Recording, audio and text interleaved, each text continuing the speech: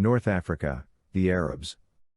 After the birth of Islam early in the 7th century, the armies of the Semitic Arabs quickly conquered the whole of the Middle East, including Egypt in 642.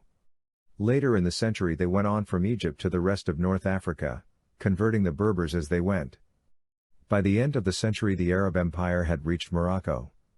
The conversion was generally peaceful, the Berbers readily accepting Islam.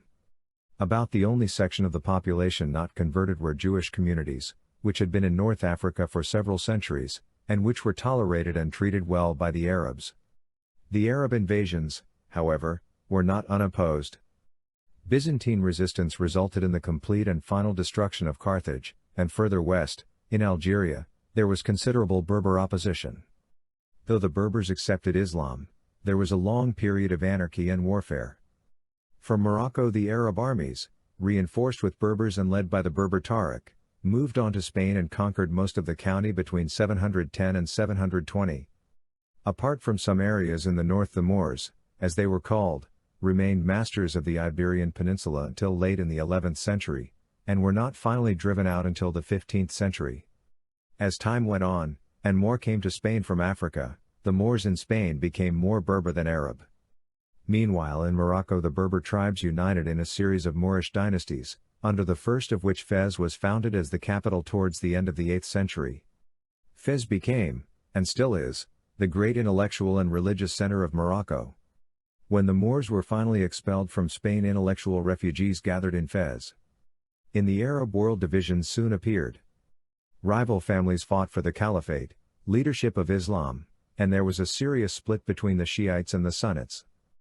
The Shiites held that the head of Islam must be a descendant of Ali and his wife Fatima, Muhammad's nephew and daughter. There was also a third sect, the Kharijites, who held that the caliph could be any believer fit for the office. They were at first numerous in North Africa, but few still remain. These family and religious rivalries are exemplified by events in Tunisia. At the end of the 8th century a dynasty was founded by the Aghlabids, who broke away from the ruling Abbasid Caliphate and extended their control over some of Algeria and Tripolitania. The Aghlabids also conquered Sicily, which became another main outlet for Arab learning into Europe. At the beginning of the 10th century the Aghlabids were overthrown by the Shiite Fatimids, who claimed descent from Fatima. Later in the century the Fatimids conquered Egypt and founded Cairo, from which they ruled for the next 200 years. In the 11th century there was a renewal of Islamic energy in North Africa, accompanied by a further wave of Arab immigration.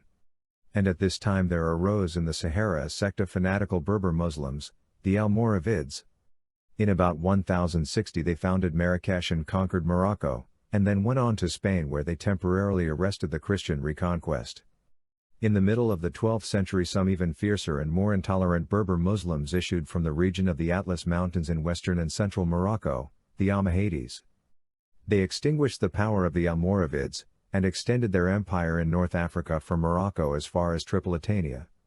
Cyrenaica in these times was generally tied to the fortunes of Egypt. The Almohades also followed in the footsteps of the Almoravids in Spain, from which they were not expelled until the middle of the 13th century, leaving the whole Iberian Peninsula in Christian hands except for Granada in the south. The empire of the Almohades in Africa then declined and gradually broke up. Separate dynasties were established in Morocco, Algeria, Tunisia, and Tripolitania. In the middle of the 8th century the state of Córdoba, in Andalusia in southern Spain, was founded by Abd al-Rahman, son of an Arabian prince and a Berber princess. In the following centuries Córdoba became the center of a renaissance in art, science and literature in which, while Europe was in a state of virtual intellectual stagnation, the Arabs led the Western world. Córdoba became the leading intellectual center of Europe where students came from far and wide to study medicine, mathematics, science, philosophy and music under Muslim, Christian and Jewish professors. The split still exists, but the great majority are Sunnites. The Shiites are strong only in Persia and southern Iraq.